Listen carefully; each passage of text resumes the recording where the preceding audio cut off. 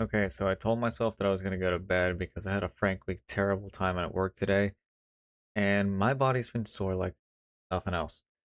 That being said, I have been meaning to discuss this for a minute now, and I've honestly been meaning to be a little bit more of a I've sort of deal into this kind of stuff because I've actually enjoyed my time watching it to a certain degree, and honestly, it was kind of in the sense that I've actually felt something, and this is the first time in a while that I've been to the theater. What am I talking about? I'm talking about Obsession, of course. Big surprise, right? I decided to see it with my girlfriend during Friday last week, and let's just say I genuinely thought I was going to lose sleep when I saw it the first time, or at least for the first night. Now, it is a movie that's been getting hyped up to hell, yet despite all of that, I haven't seen much in terms of the trailers or in terms of any of the promotional material. Don't mind the fucking shadow over here, this is just a paper towel. And it's kind of interesting in retrospect, just thinking about how I ignored most of this and somehow prepared myself mentally in terms of not having any spoilers.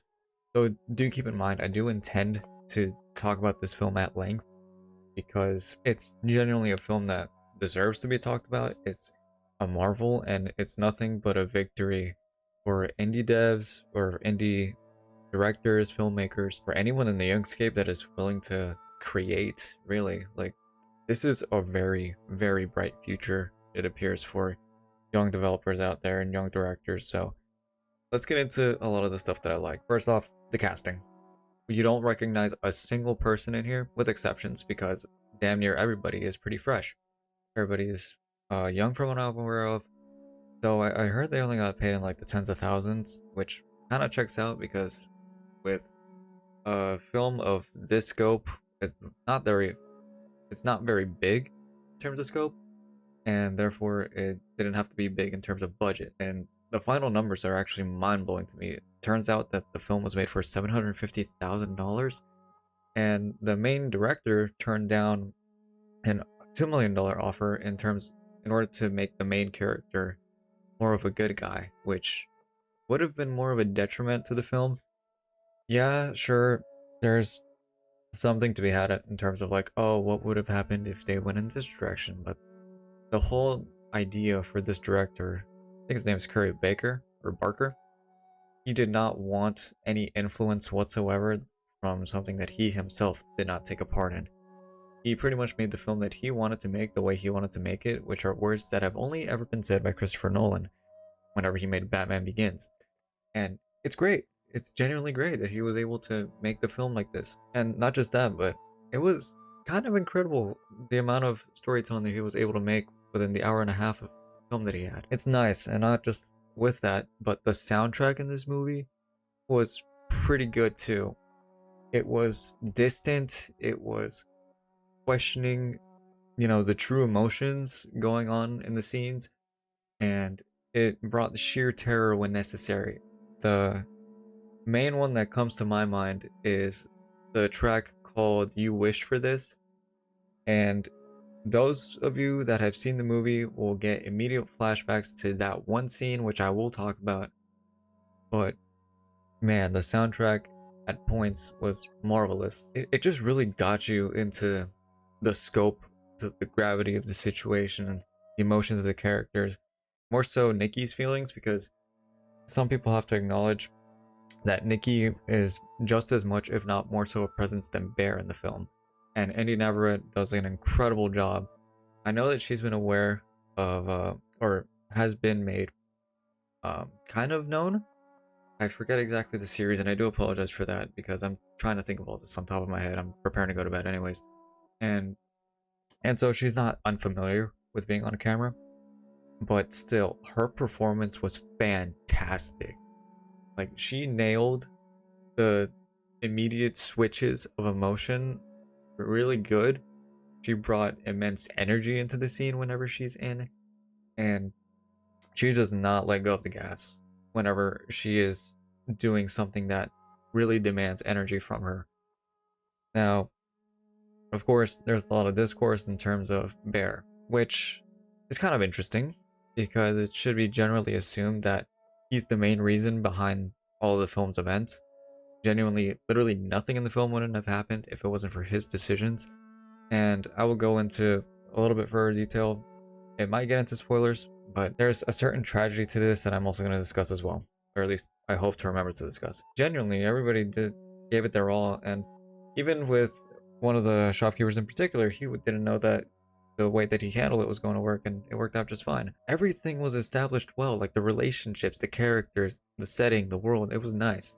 It was very nice. And coming out of Blumhouse, these are the same sons of bitches that did the Conjuring universe, a universe that is looked down upon for people that are genuine hardcore horror fans.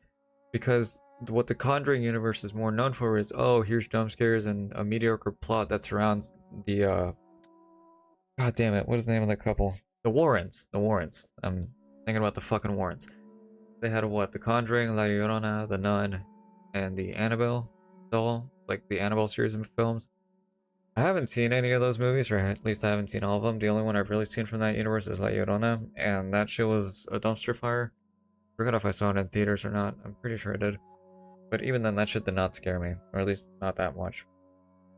And this movie nails a lot of things. Again, it is very emotional. It's upsetting with some of the scenes that occur. It's unsettling with a lot of the actions that Nikki does throughout the film. And it's just a good time in retrospect. Like, again, Curry Baker knows what he's doing here. Now, this is where I get into spoilers. I understand it was a bit of a rant. Maybe I'll do like a fucking video essay for this one day. Like a full-fledged video essay, but we'll see about that. The main thing about Bear is that he is genuinely the villain in this movie. And I know there's a lot of people saying, oh, Bear's the victim, he was treated so poorly, or he was... No, shut the fuck up. Genuinely, your opinion does not matter here. Opinions are a First Amendment right, but that moment, it should be revoked for you. The main thing that makes Bear a villain is the scene that he cracks the willow in. The time surrounding him cracking the willow. Because the main reason he cracks it is because he fucked up. And here's the thing. Some people may know this or may not from the spoilers that have circulated around Instagram. That was supposed to be Nikki's. If he knew that it was real, then Nikki would have realized a lot of things.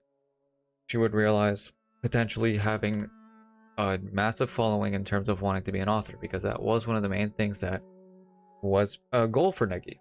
It was something that she wanted to do. But the thing is that Bear took that opportunity away from her, all because he wanted to feel her love. The thing about Bear is that wanting something like this, it's innocent enough, at least in theory, right? Assuming that you don't really have the means. But the fact that Bear at least believed that it could have worked, the fact that he wanted it to work so bad that he was willing to go against Nikki's own opinions, that's the main thing that makes him a villain throughout this whole film.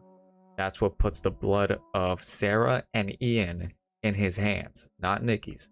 Nikki's, I described this when I put this in the description of one of my posts surrounding obsession, or at least the post that makes me talk about obsession in like short bursts, I guess. The fact that Bear's actions all lead back to that one wish willow. And also the fact that Nikki herself, the real Nikki, is damn near looking through a window on all the shit that's happening. Sometimes you have to wonder if she's genuinely conscious about all of this. Because when she snaps out throughout multiple scenes in the film, it's like she's drugged, or like if she's under the influence of something. She snaps out like, what the fuck am I doing? And one has to wonder if the One Wish Willow is an allegory for something. Like, of course, I don't have any right in discussing what the overarching things could be, or the overarching themes could be, because just off of privilege of being a man, I will likely never experience any of this shit. But one has to wonder if the One Wish Willow is supposed to be like a metaphor for drugs or ecstasy or something, like trying to force the ability to consent away from women, which I'm pretty sure is what the movie is entailing. And even worse still, the scene immediately after the main dinner scene that they have, you know, after all the commotion goes down and after Bear discovers that Nikki was lying about her father having cancer, and then they have sex. The music in that scene is not somber, it is not mellow, it is not fucking Often by The Weeknd or even The Hills. That shit is terrifying, and one can assume why. Because in reality, Bear is assaulting Nikki. It's fucking obvious when you look at the subtext of the entire film, or the subtext of the prior scenes. And it's terrifying how selfish this man is. It's concerning, if anything. And that's what, for a lot of people, myself included, make Bear irredeemable as a character. Not just that, but the main things that occur and the main drive that ultimately makes him want to change the wish. The thing is, change the wish, not undo it, because his main intention is to alter the wish. And this only happens after Sarah dies, after Sarah gets killed by a possessed Nikki. Which makes me so sad in terms of like Sarah as a character. Like, sure, she may have omitted a few details from Bear about Nikki and Ian dating, but she likely hid that because it was such an uncomfortable topic for her at the time. And just because it was such a drastic change. And the tragedy about Sarah is she did very little wrong otherwise, and she had a future ahead of her. Like, Nikki, the real Nikki, of course, there was some ambiguity as to whether her future was going to work, with or without working with the rest of the crew, with Ian, Sarah, and Bear. And it genuinely sucks. I'd imagine it'd be a very difficult time for her to have this uncertainty. And Sarah, she also had a certain uncertainty, but she was about to break away from that. She was about to go to school. She was about to get away from this job that she likely loathed, whose only crutch were her coworkers slash friends. Only for that to get taken away because Bear's wish made Nikki incredibly and uncharacteristically fall in love with him.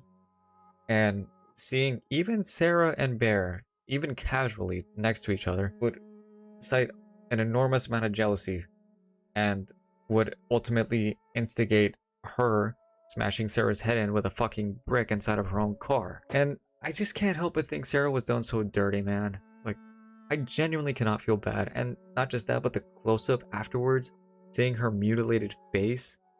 Like, very few things have unsettled me when it comes to horror. I've played several of the Resident Evil games. I've played both Evil Within games. I played Alien Isolation, which is still making me a little bitch to this day. I've seen the Saw movies. And I have also seen Sinister. Both films. That shit genuinely unsettled me. The entire film unsettled me. And again, it goes back to Bear's consequence, with Bear choosing a very selfish wish with the One Wish Willow. Not just that, but again, this leads to a massive turning point in the film, because this is where the third act ensues. I haven't talked much about the acts in this movie, but they can be pretty easily identifiable. First act is the obvious one. We have Bear, Sarah, and Ian all at the diner discussing about this stuff. Sarah is genuinely enthralled by Bear basically spilling his guts for her, and even if it's just for practice, Sarah finds it genuinely, incredible or genuinely endearing, and can't help but have a soft spot for him. And then only for Ian to be like, "Oh, hey, that's some bad shit. You gotta really think. You gotta wait." And this leads into what people talk about with Ian, about Ian being a dick to Bear, which in turn leads to the argument of Bear is still the victim. Again, he is not. With Bear, or with Ian, you could say that he did make some mistakes. He could have been clear about the on-off relationship that him and Nikki had. And because he was pretty evasive about that throughout the entire film. I forget when exactly, if that was ever revealed by him. I'm pretty sure it was just revealed by Sarah. But still, Ian could have handled things a little better. He could have been more honest, because if they're genuinely meant to be a close-knit group, then yeah, he would have been fine with talking about this stuff to Bear. Yes, it's major, it's very major, but again, it compares nothing to what Bear has been doing at the same time. And it sucks, because the whole idea of the film in my mind is what could have been. had Bear just held back and accepted things the way they were. And he particularly not fucked up, because again, he cracked the one wish willow because he wanted to reverse a fuck up. He fucked up with calling her Freaky Nikki. He fucked up with not being upfront with how he really felt about Nikki. And he fucked up anyways because there was potential there. There was potential for him to have a happy life regardless. I can only imagine the film and its time span, like within the universe, only took a week, if that. Because it seems like, again, the characters point out how quickly things have moved around. And I doubt that it's been like a month or a year or so. So I can only imagine the time frame for that was really short, even for most of the scenes present, like the montage scene that they have with Ian and Nikki for Act 2. Again, it's very difficult to discuss the acts. Okay, Act 1, diner up until Ian or a Bear makes the wish and they sleep in together for a night, right? And then Act 2 is after that, where they're together for a good while. And then Act 3 pretty much starts when there's the conversation between Bear and Sarah in the car. And that, up until the very end, is really tense. Because you have an idea that shit's about to go down, people are going to die. You kind of know who, which is the thing. And I'm kind of glad that this film doesn't lean too hard in on jump scares or anything like that. Yes, you're going to jump, inevitably. But at least there's a small period where you can predict that, if that makes any sense. Like with Sarah's death, you can see Nikki running to the car like a second before she starts bashing her head in with a brick. And, you know, it's effective because it's kind of one of those blink and you'll miss it moments. So if you're not paying attention, you're going to be jump scared by it. But if your brain is fast enough, then yeah, you'll pick up on it. And in a similar vein, the phone call that Bear and Ian have, the dinner between Bear and Nikki, where he's going to the back, I think like close to like a cashier thing or something, with a barricade between him and Nikki. And then Nikki's walking to the side, but she's out of focus. And again, it's one of those things where like production wise, it's pretty smart. And I love films that do that. I love films that do things out of focus so that the audience can pick it up if possible, but still it's either blurred or obscured, so you still kind of have the mindset of the characters. It's something that I can genuinely appreciate. And of course, I'm going at almost 20 minutes here, so I'll just keep it short by talking about the ending for this film. The ending for this film is really, really, really sad. Like, really sad when you consider everything that's been going on, especially with Nikki. Because again, Nikki has not been in control at all throughout this entire experience. Damn near out of control.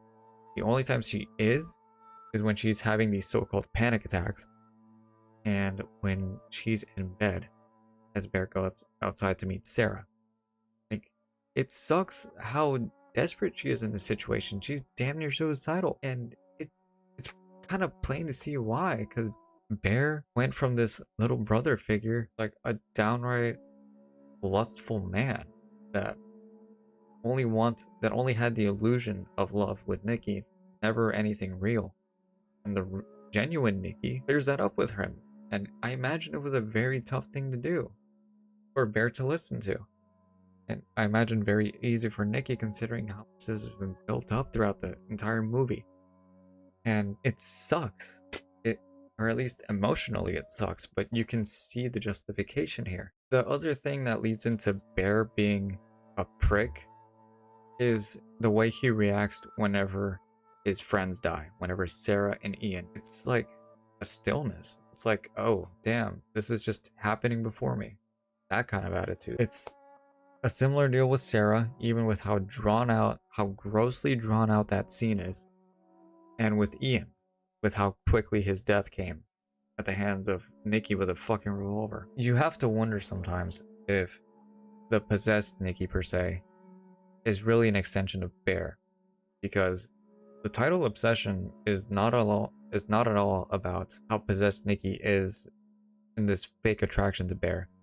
It's about Bear himself projecting his attraction towards Nikki, which in turn is bouncing back and forth. And a lot of people have pointed this out as well. It's really him wanting the emotions of it without actually going through the motions per se, which again, leads to how selfish he is. And especially with him breaking the wish. He only breaks the wish, or at least tries to, after his friends die. After that, he goes in the bathroom, he's deliberating how he's gonna do it, right? And it's drawn out too, because you don't know what he's gonna do, if at all. So he grabs the revolver, he tries to figure out where he's gonna shoot it. Ultimately, he gives up. He goes towards the broom, or towards the toilet, and takes the pills that Sandy, Bear's cat, unfortunately died from. Which leads to a massive plot hole that people pointed out. How the fuck did the cat open the pills without actually breaking the bottle? Who knows? Like, that's something that kind of has to be drawn out, unless Bear just left the pills irresponsibly, like, outwards. I don't know. Anyways, he then tries to overdose with using the pills, and just at the last second, he tries to spit them out. Why he does that, knowing full well all of the events that have transpired, we might not know. One can assume it's because of how cowardly Bear is throughout a lot of stuff in this movie. Because he is not necessarily one to make tough calls. He's one to make easy calls. And even then, if it's not easy, it's malicious. Look back at the scene where everybody's inside of Ian's house and doing drunk Jenga. He could have taken a drink. But the movie has established that he doesn't like to take alcohol. So he resorts to telling the dare, which was to kiss the person on his left, which is Sarah. Which, by the way, people have pointed this out as well. It's kind of smart that Sarah's almost always on his left throughout the movie, and then Nikki's on the right. Again, it's one of those things that people have pointed out, and it's just such a smart directing choice. Really homes in like the relationship of the characters and the themes surrounding it. Bear genuinely could have made a hard decision and just taken a drink. Like, hard for his character per se. But he doesn't. Because he'd rather like preserve some sort of integrity for himself than for the people around him. And you know this because he treats it like it's a mic drop, and it is a mic drop. However, in an instant of karma, when he's trying to throw up the pills, his fate is already sealed. Because it's then when Nikki uses the one wish willow that he bought for her to finally use. So, because he wanted to alter the wish. He didn't want to undo it, he just wanted to alter it. Or at least initially, he wanted to alter it. And it's only through that way that he damns himself. And the ending, like the very last minute of the movie, right before the credits rolled, really had me in my seat for a good minute. People were leaving the theater around me and my girlfriend when we were watching this. And I was just waiting so much because after that overdose kicked in, and after Nikki finally wakes up throughout this entire tragedy of a film, she just notices Ian's corpse, Bear's dead body on the ground, and likely Sarah's corpse in the adjacent room. And you just hear her damn near howling. Like, why did any of this happen? She had nothing to do with it. In the theater, I'm sitting here like, when is the gun gonna go off? Is she gonna do it? Is she not gonna do it? What's gonna happen? And she doesn't.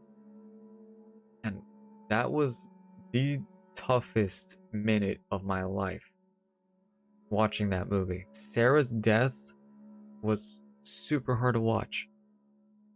And somehow the ending, the last minute, was even tougher. Of course, this isn't the end for Nikki's character. It's confirmed that she is still alive according to the director, and he even hints that Nikki might be a returning character for this universe that he's going to establish. We'll have yet to see some of that. I think the earliest we'll see for that is next year. Because apparently his second film was already wrapping up production by the time this film got released. Which is pretty interesting. He's trying to keep things going, and great for him, genuinely. So who knows what we're going to see out of the rest of this storyline, if there is anything left to say. But there are plenty of mysteries surrounding the One Wish Willow Company, and I honestly hope that that does kind of get expanded upon. I kind of like the mystery that's surrounding it, though I do kind of get iffy whenever films retroactively integrate certain details into the overarching plot. It's also why I'm not a big fan of certain movies, specifically in the Marvel universe, that put themselves before Iron Man, canonically speaking, because, man, it's just like, you have to remake the rules so many times, it's so annoying. But I'm hopeful that this is not one of those cases. Obsession absolutely deserves its success. It is actually astonishing how successful the film is on a $750,000 budget, having this mainstream attention. It's awesome. It's genuinely awesome. And I'm really hopeful for the director, the producer, the writer, and the cast because they've all done a phenomenal job. Absolutely phenomenal job. Okay, so I'm only saying this in post literally 3 days after I recorded all of that because I totally forgot that I referenced something earlier in the video and I'm saying it now. Stop posting clips about Obsession in the theater, especially if you're not going to do a spoiler warning. This is so fucking annoying. I am sick and tired of seeing films being taken videos of their crummy ass iPhones discussing, oh, this scene is tragic. This is some crazy shit that's happened. Wow, look at this. This is cool. Stop it. Fucking stop it. Make sure people go in either with a warning that there's a spoiler involved or just don't post it at all. I'm so sick of movies getting spoiled and shows getting spoiled. It's fucking ridiculous, man. Stop doing this shit. But I have to go to bed.